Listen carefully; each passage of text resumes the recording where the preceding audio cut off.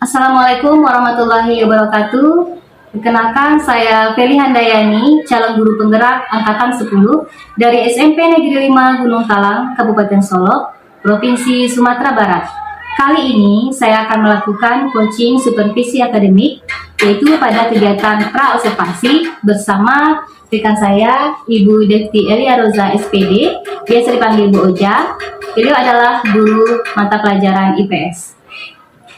Baik, Assalamualaikum Bu Oja. Waalaikumsalam warahmatullahi wabarakatuh, Bu Penny. Bagaimana kabarnya Bu Oja? Alhamdulillah baik. Bu Penny bagaimana? Alhamdulillah baik. Baik Bu Oja, pada hari ini kita akan melaksanakan kegiatan pra-observasi, yaitu kita akan lakukan percakapan sebelum saya mengamati jalannya proses pembelajaran yang akan Bu Oja laksanakan, atau sebelum saya melakukan supervisi akademik. Adapun tujuan dari kegiatan supervisi akademik kita pada hari ini adalah yaitu untuk mengamati dan mengevaluasi jalannya proses pembelajaran yang akan Bu Oja laksanakan. Kemudian, kenapa kita melakukan percakapan hari ini? Supaya Bu Oja lebih siap dan supaya lebih percaya diri sebelum melaksanakan proses pembelajaran di dalam kelas. Sehingga nantinya Bu Oja mampu menciptakan pembelajaran yang bermakna, pembelajaran yang menyenangkan, dan pembelajaran yang mudah dipahami oleh murid. Bu Oja, baik. Baik Bu Oja, di sini saya akan mengajukan beberapa pertanyaan pada Bu Oja. Yang pertama yaitu mengenai tujuan pembelajaran. Kira-kira apa tujuan pembelajaran yang sudah Bu Oja rancang yang akan dicapai oleh murid dalam kegiatan pembelajaran nanti? Baik, Beli.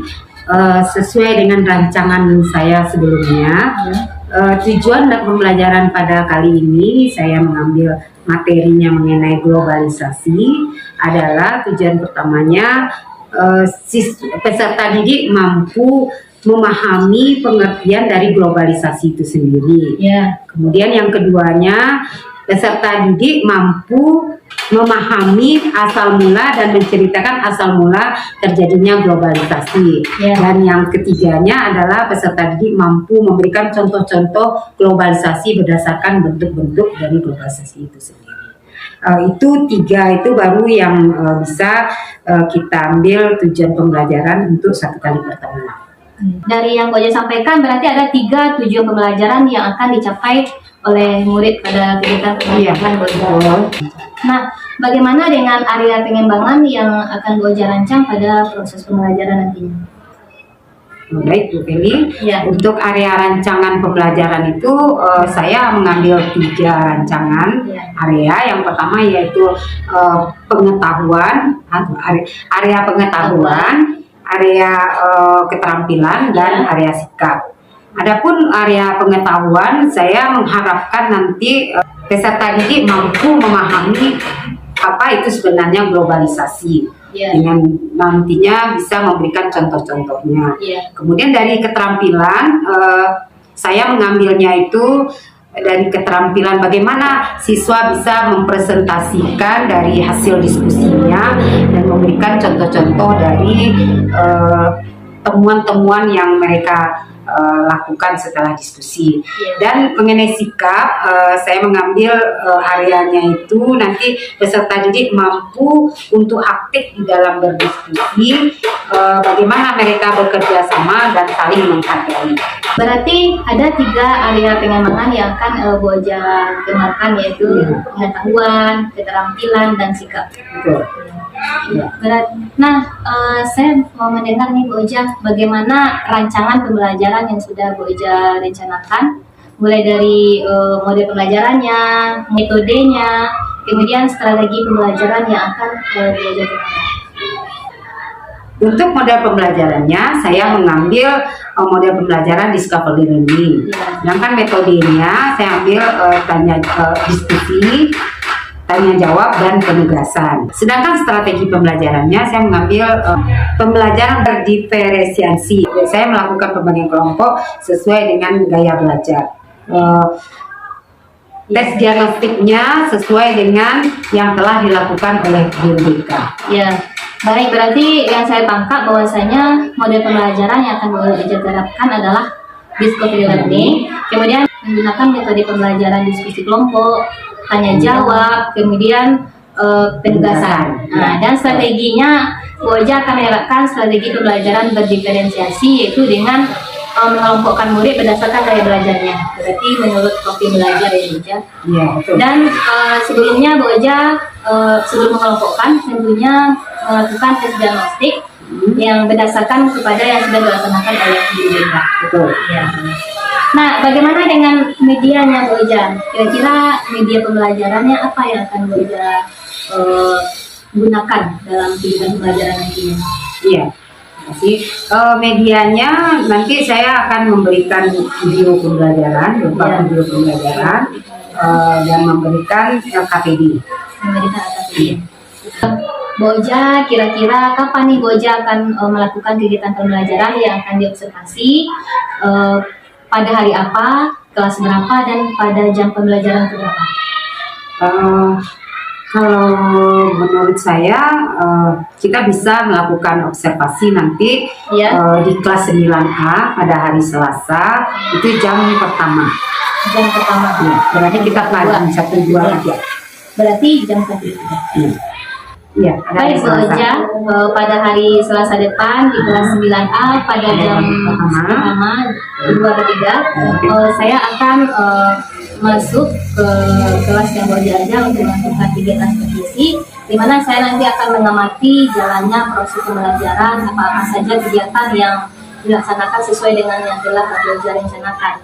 Jadi setelah kegiatan observasi nanti, setelah kegiatan supervisi nanti, saya juga akan melakukan kegiatan pasca observasi ya Bu Oja. Berarti nanti kegiatan terakhirnya adalah kita berbincang kembali tentang kegiatan pembelajaran yang telah Bu Oja laksanakan. Di mana nantinya dalam kegiatan tersebut saya akan didampingi oleh pengajar praktik untuk memberikan umpan balik atau merefleksi kembali terhadap kegiatan pembelajaran yang telah Bu Oja laksanakan.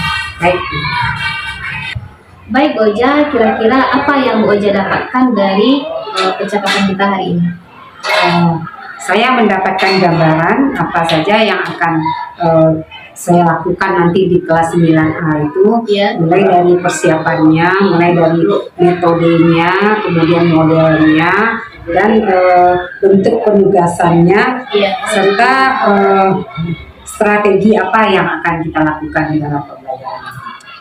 Baik Bu Oja, terima kasih sudah meluangkan waktunya pada kegiatan praobservasi ini. Bu Oja telah meluangkan waktu untuk bincang-bincang. Sampai jumpa di kegiatan observasi nanti Bu Oja pada hari Selasa di kelas 9A jam pertama, kedua, dan ketiga. Oke, Bu Penny, sama-sama. Assalamualaikum Bu Oja. Waalaikumsalam.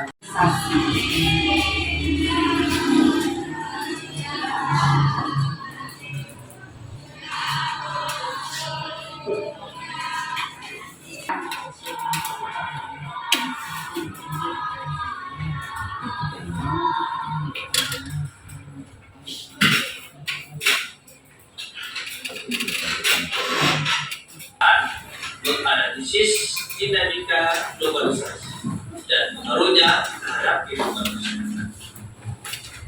Kita mulai yang pertama, apa itu globalisasi?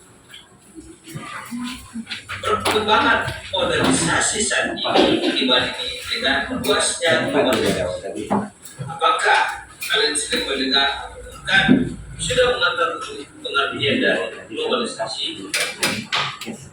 Globalisasi ada dua kata, yaitu global dan isasi.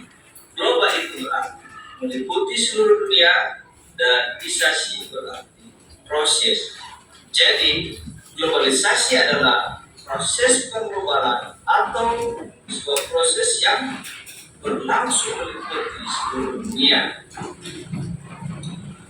Menurut Kamus Abdul mengatakan bahwa globalisasi adalah sebuah situasi di mana budaya dan sistem ekonomi yang berbeda sebetulnya dapat saling bergabung dan menjadi serupa satu sama lain karena pengaruh luasnya perusahaan multinasional dan perkembangan komunikasi yang lebih baik. Meluasnya globalisasi didorong oleh perkembangan ekonomi dunia melalui kehadiran perusahaan multinasional atau perusahaan yang melakukan operasinya di lebih dari satu negara. Kehadiran perusahaan tersebut kemudian memungkinkan terjadinya keterhubungan antara berbagai wilayah tanpa batas negara. Contoh, perusahaan otomotif Toyota yang memiliki pabrik mesin dan perakitan di Indonesia yang hasil produksinya dijual ke Thailand hingga Filipina, sementara kantor pusatnya berada di Jepang. Perkembangan perusahaan multinasional dianggap menjadi pelopor bagi terbukanya batas-batas wilayah dan negara yang mendorong terjadinya globalisasi. 2. Bagaimana asal mula perkembangan globalisasi? Asal mula terjadinya globalisasi, kita dapat melihat kemunculan globalisasi dari dua bentuk. Yang pertama atau regulasi awal, di mana regulasi ditandai dengan terhubung. Katakan yang saya ulang kembali, apa katanya tadi? Global dan isasi. Bagus. Siapa yang bisa sekali? Siapa yang bisa menjelaskan apa itu global dan apa itu isasi? Global adalah seluruh penjuru dunia, standarisasi proses. Ya. Berarti global adalah seluruh penjuru dunia. Global ya. Kalau misalnya kita ini semuanya sama, kita mengalami perubahan bersama semuanya, berarti secara global. Secara global kita itu sama. Kemudian sasi adalah proses. Berarti adanya proses perubahan yang secara serentak. Sekarang itu mintanya yang baru-baru ini itu bisa termasuk ke dalam globalisasi. Yang sudah lewat, yang ketika kamu hanya di rumah, itu apa namanya? Katakan, ketika kamu belajar di rumah, kamu tidak bisa datang ke sekolah, itu adalah termasuk ke dalam globalisasi. Siapa yang tahu apa itu? Yang tahun 1921. Siapa lagi? Selain dari Jika ada? Jika dari apa? Kita belajar dari masa apa pada waktu itu? Pada masa COVID, pandemi. Apakah Indonesia saja yang mengalami pandemi? Tidak. Tapi seluruh dunia mengalami pandemi. Seluruh dunia tidak boleh pergi keluar. Akhirnya perdagangan akibat dari pandemi itu mengalami kelesuan, bahkan banyak yang bangkrut. Kenapa? Karena tidak ada lagi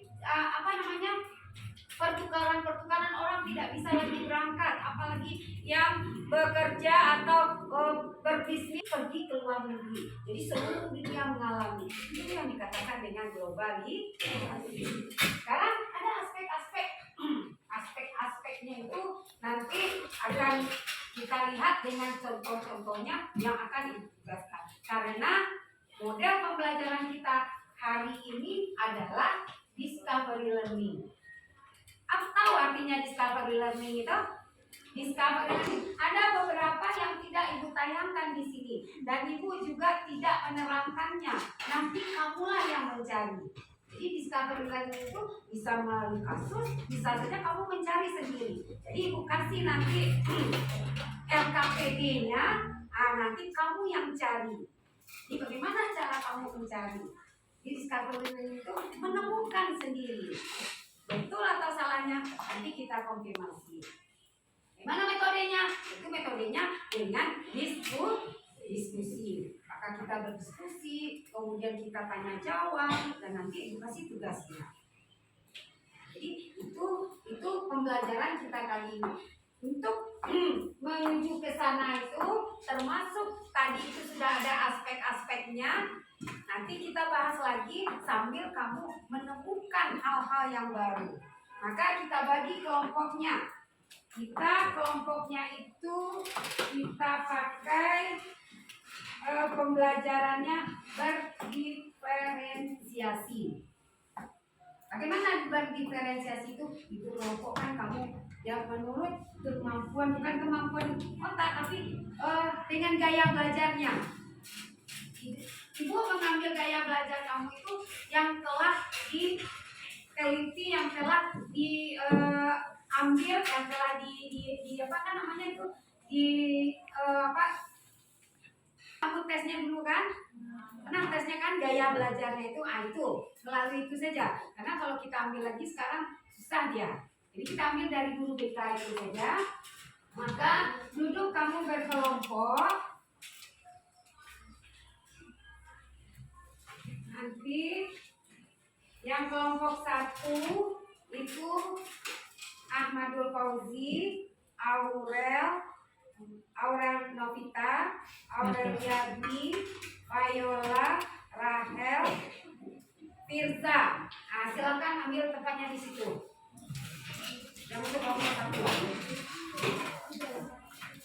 Untuk kelompok 2, nggak tahu namanya kan? Kelompok 2, Rais, Rafa, Salsabila, bisa tidak? Tempatnya di sana aja ya, di sana belakang. Yang kelompok 1 langsung berdiri dan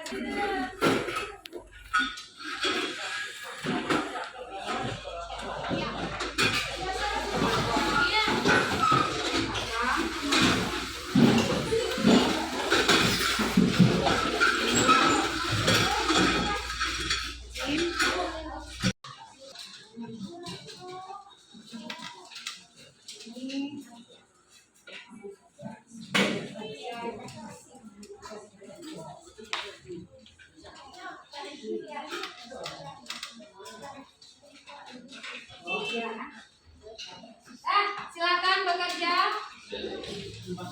Ibu kasih waktu 15 menit.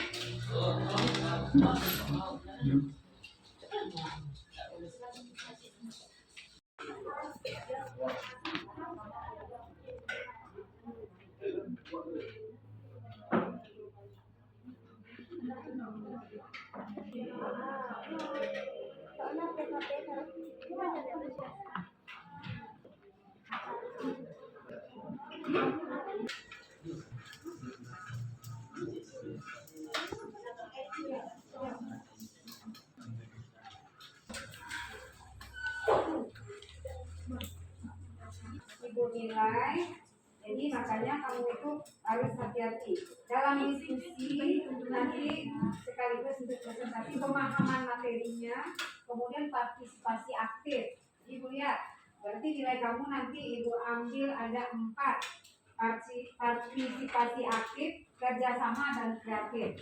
Nah, itu ibu cek bagian nilai barang nilainya, karena itu akan jalan nanti masing-masing kelompok. Kreatifnya bagaimana, aktifnya bagaimana, kerjasamanya bagaimana.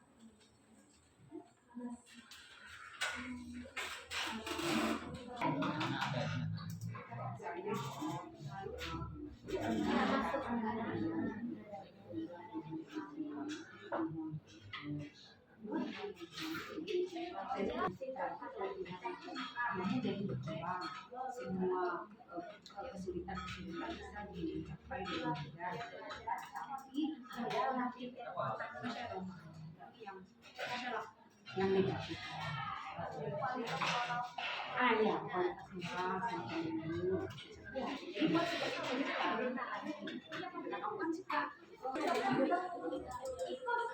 Ya, keluarkan semua apa yang ada itu.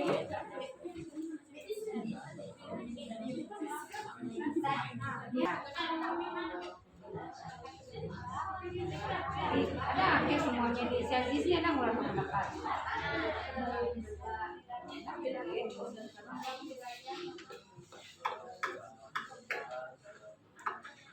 Kalau konsepnya karena dia tidak positif kan, gimana dia? Kalau namanya kita konsep,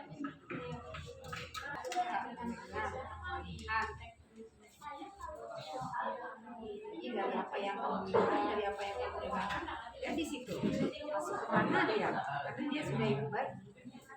Sudah. Jadi kita juga sudah lihat dulu kan, dengar kenapa ada cokoknya itu, mana dia maksudnya, bidang apa dia? Ya, ini kan cuma negatif positifnya. Ini juga, ya kalau ini positif negatif kan dia kan tinggal memilih. Ini bacaan ini ya temannya nanti.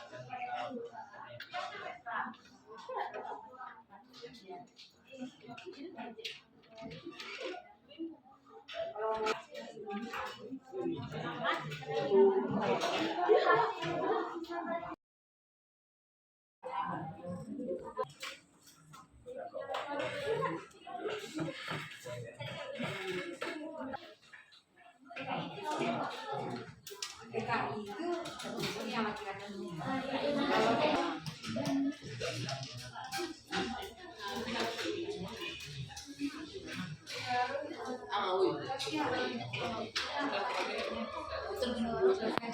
Adalah isi dari yang kamu buat itu. Bagaimana kontennya itu? Yang kedua keterampilan presentasi. Keterampilan presentasi itu mempengaruhi. Jadi pilihlah orang yang bisa berbicara, yang bisa lancar berbicara untuk mempresentasikan nanti. Kemudian visualisasinya, bagaimana gayanya, bagaimana visualisasinya. Ketiga ya, oke. Sebelum kamu ambil, kamu pilih orangnya yang bisa akan memainkan nilai kelompoknya. Tunggu 2 menit aja.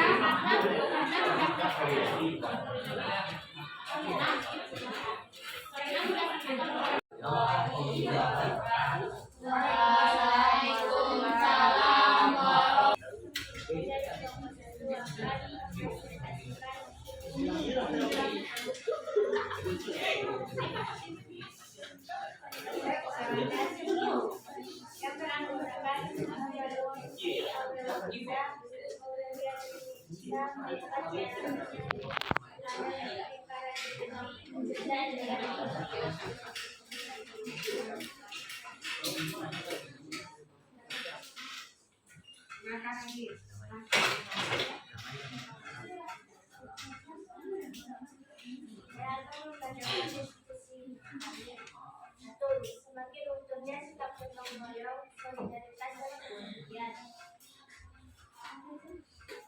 dampak negatif Pada bidang tidak. pada bidang budaya.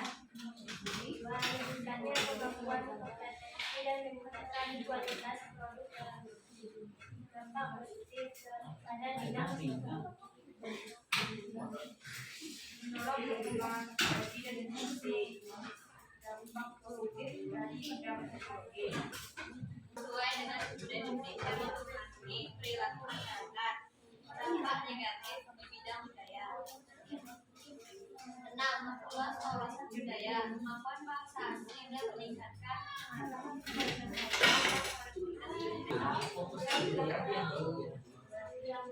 menjaga dan melestarikan lingkungan alam sekitar dan tentang kami dari kelompok muda yang beragama akrab berfungsi, ujian dan saya, hadiah ilmu pengetahuan, dan Maulidana dan akan membacakan mengenai tatanan globalisasi di Indonesia yang akan dibacakan oleh Fatimah Al-Haizum, hadiah ilmu pengetahuan, kemudian saya dan berfungsi.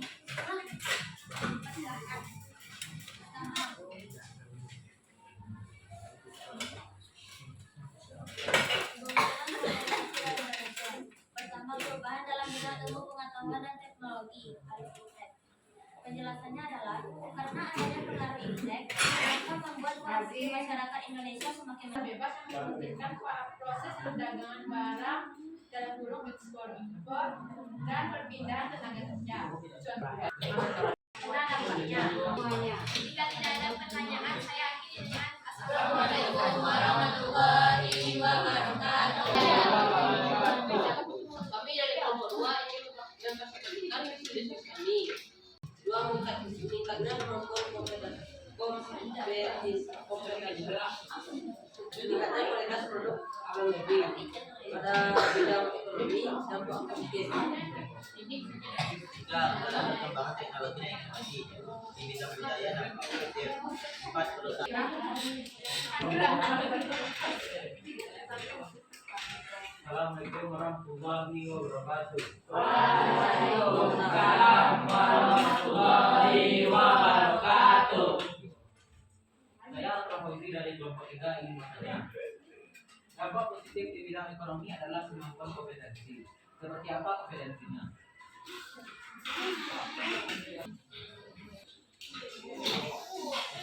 Jadi jawabannya berkompetensi dalam meningkatkan produk dalam negeri.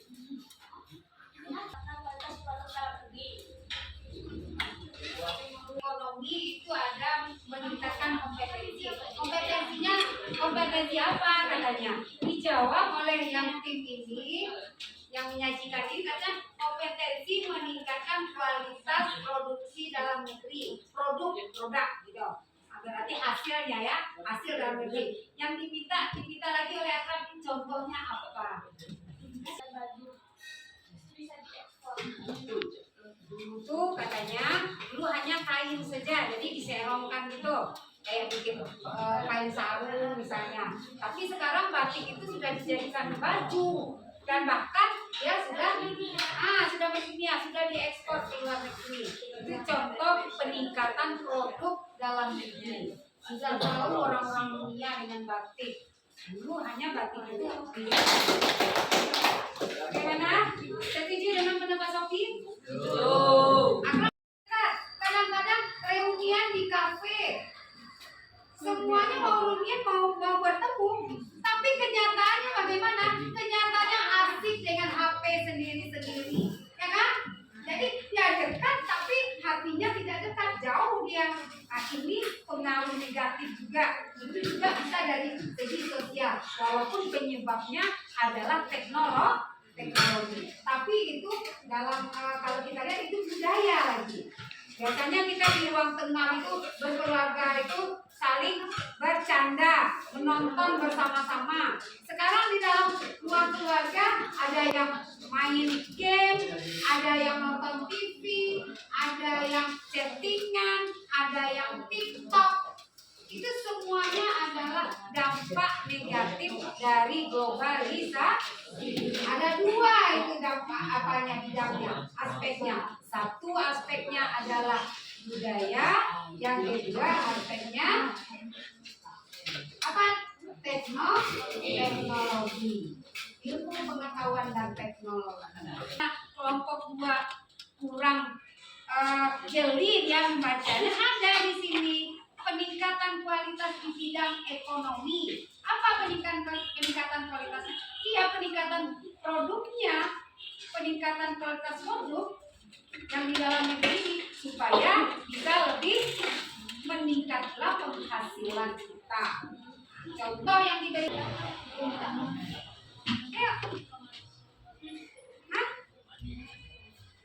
yang tadi disebutkan oleh kelompok si Akel itu banyak positifnya. Upahnya murah, maka orang pergi keluar negeri. Berarti itu sudah globalisasi. Tenaga kerja sekarang ini juga sudah mengglobal. Sudah globalisasi. Banyak orang Indonesia yang pergi ke Kuwait, pergi ke Arab, pergi ke Mesir, pergi ke Dubai, ke Malaysia. Itu merupakan bentuk ekonomi dalam untuk peningkatan kualitas ekonomi. Ada kelemahan Indonesia kita menghadapi nasional kita kaitkan juga dan menghadapi apa ya turunnya menolak uang pendidikan. B. Ekonomi. Dampak positif.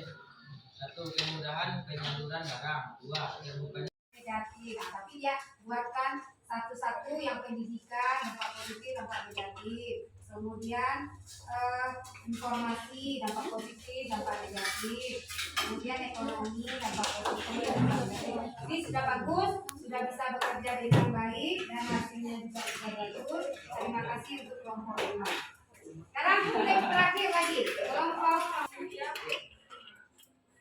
Keuntungan dan tantangan dari era informasi. Perkenalkan kami dari kelompok 4 yang berkembang oleh Agensi Permanenti Sosial Cepat dari dengan hanya membeli barang impor dari luar negeri dengan harga yang relatif terjangkau dan terbukanya kesempatan bekerja di luar negeri.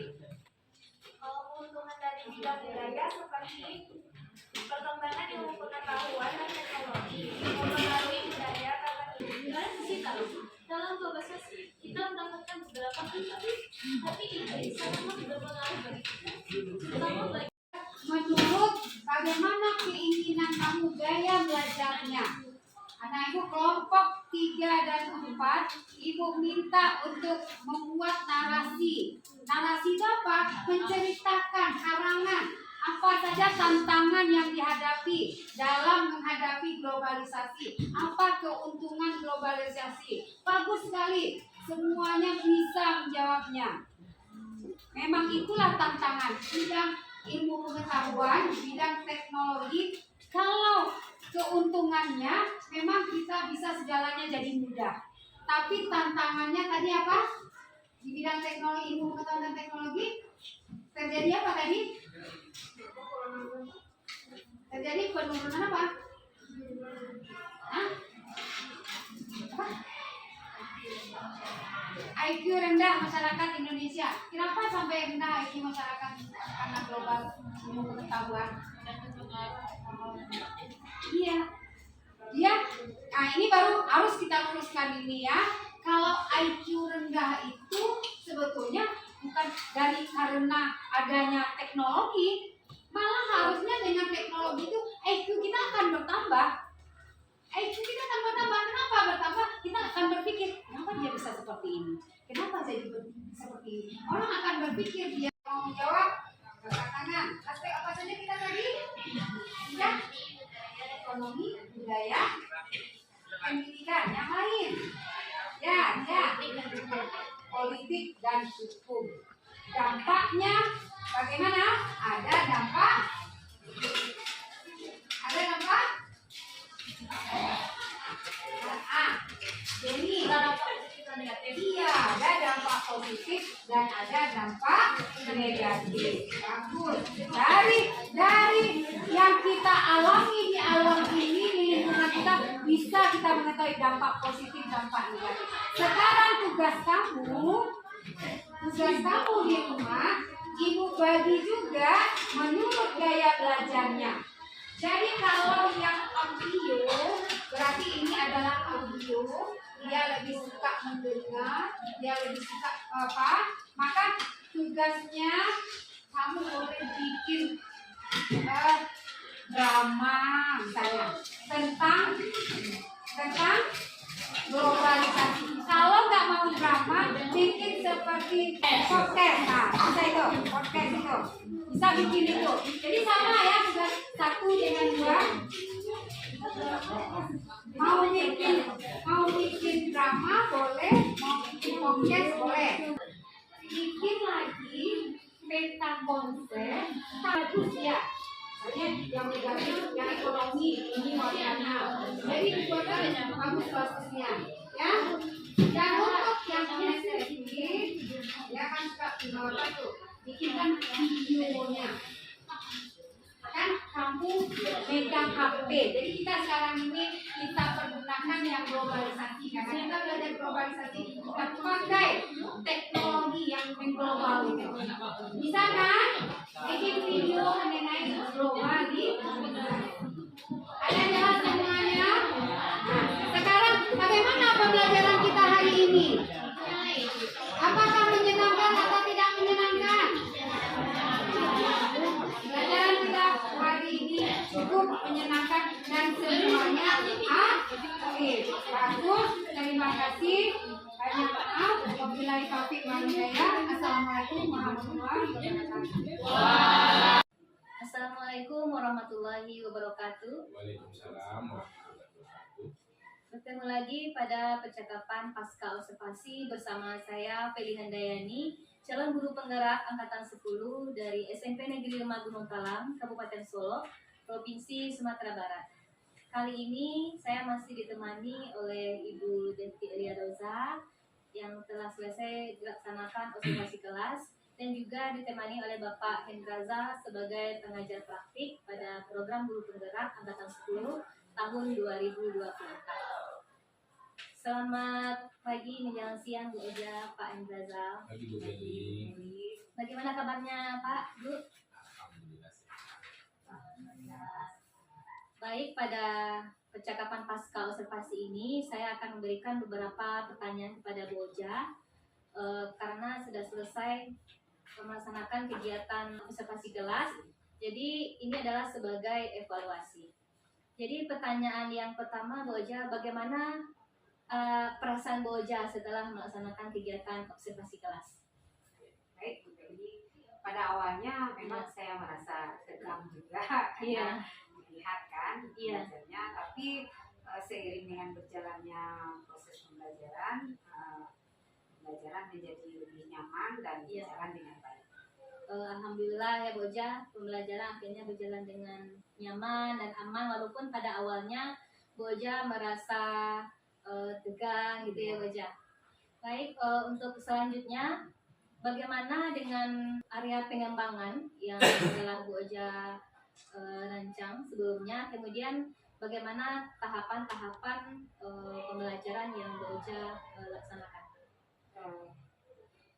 Area pengembangannya seperti yang telah kita bicarakan juga dan saya sebutkan ketika kita praobservasi itu, ada 3 area pengembangannya, yaitu area pengetahuan, kognitif, area keterampilan, dan area sikap.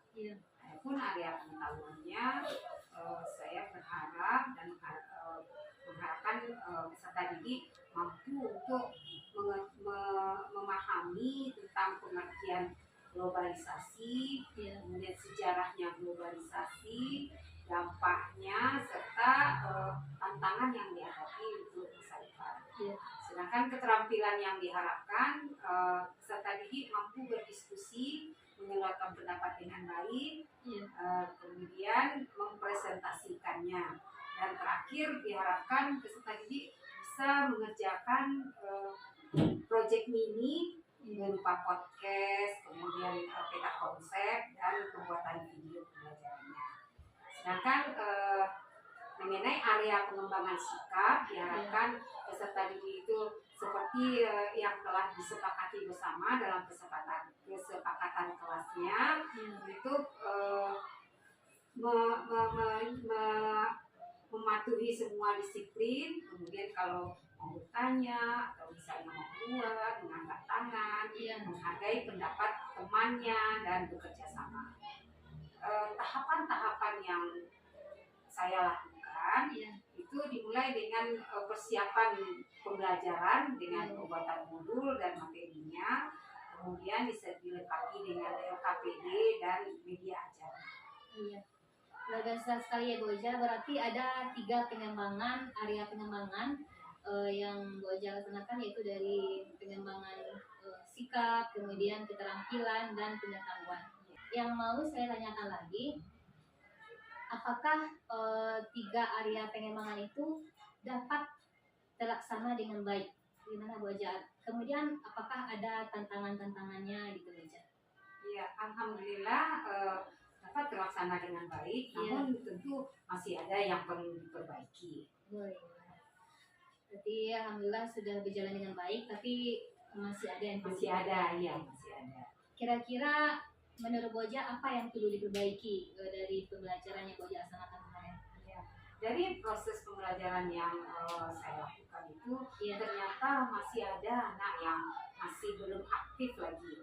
Jadi mungkin dia mengandalkan temannya saja, atau mungkin karena dia memang malas untuk berpikir sehingga tidak nampak keaktifan secara menyeluruh di dalam kegiatan diskusi.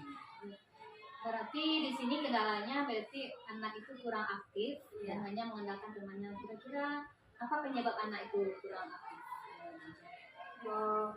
Ya setelah saya pikir kemudian saya lihat kondisi waktu itu barangkali disebabkan oleh kelompok yang terlalu banyak. Mungkin kelompok terlalu banyak dan anak ini kurang bersemangat karena merasa pendapat saya mungkin tidak diperlukan. Jadi ya. Berarti dari kendala tersebut kira-kira apa yang akan Bu Oja lakukan ke depannya supaya kendala tersebut tidak terjadi lagi? Setelah melakukan proses pembelajaran yang seperti itu dan adanya nampak kendalanya itu, saya berpikir mungkin kelompoknya itu akan lebih diperkecil dengan membuat tim-tim yang lebih kecil dan memberikan tanggung jawab satu-satu itu yang berbeda tanggung jawabnya, sehingga semuanya nanti bekerja sama dengan semestinya. Ya berarti untuk kedepannya Bu Oja akan Membuat kelompoknya itu ya, lebih kecil lagi kecilkan. supaya mereka bisa memiliki peran masing-masing. Iya. Kemudian kerjanya berarti kalau dalam bentuk tim lagi ya, karena dalam bentuk tim itu semuanya ada peran ya, perannya, ada tanggung jawabnya masing-masing. Selain itu kira-kira apa lagi yang akan Bu Oja laksanakan? Mungkin saya akan merubah metode dari pembelajarannya, sekaligus mungkin bisa melihat-lihat teman yang lain, observasi dengan teman, sejauh bagaimana yang lebih baiknya dari metodenya mungkin dirubah. Iya, berarti metodenya dirubah bagaimana supaya siswa itu lebih aktif. Iya, supaya siswanya lebih aktif. Supaya lebih Mungkin dengan kita kasih ice breaking misalnya kan, atau adanya permainan-permainan sehingga ketika dia tidak bersemangat, kembali kita timbulkan semangat. Ya luar biasa sekali Bu Oja perencanaan yang akan Bu Oja laksanakan supaya kendala yang ada kemarin tidak terjadi lagi untuk kedepannya. Kira-kira kapan ya Bu Oja akan Bu Oja laksanakan perencanaan Bu Oja kedepannya itu supaya tidak ada lagi kendala kedepannya? Insyaallah secepatnya Bu Kelly. Saya tunggu kabar baiknya ya Bu Oja. Saya doakan mudah-mudahan apa yang Bu Oja rencanakan dapat terlaksana dengan baik. Semoga kedepannya pembelajarannya lebih baik lagi. Yang kemarin itu sudah baik, tapi karena ada kendala sedikit, kemudian ada perencanaan Bu Oja untuk lagi. Mudah-mudahan kedepannya bisa lebih baik. Amin. Iya. Sama-sama Bu Oja. Terima kasih Bu Oja. Selanjutnya saya minta saran pada Bapak pengajar praktik terkait dengan wawancara pasca observasi yang saya lakukan dengan Bu Oja. Silakan Pak. Terima kasih Bu Feli, Bu Oja. Alhamdulillah ya kegiatan observasi dari pra sampai pasca sudah selesai. Ya. Kami sebagai PP mengucapkan terima kasih kepada Bu Oja yang telah bersedia ya membantu Bu Feli. Tapi kalau bisa nanti ilmu ini juga dibagikan ke teman-teman yang lain karena untuk memperbaiki kegiatan PBL dari kelas gitu ya. Alhamdulillah tadi sudah nampak di kami itu kerjasama yang sangat bagus. Kami ucapkan terima kasih sekali kepada Ibu. Terima kasih Pak. Baik, demikianlah kegiatan supervisi akademik mulai dari pra-observasi, kemudian kegiatan observasi, dan akhirnya sekarang sudah sampai pada pasca observasi. Jadi kegiatan supervisi akademik sudah selesai dilaksanakan. Saya ucapkan terima kasih kepada Pak Gaza dan juga kepada Bu Oja. Kemudian saya akhiri dengan wabillahi taufiq wal hidayah. Assalamualaikum warahmatullahi wabarakatuh. Waalaikumsalam.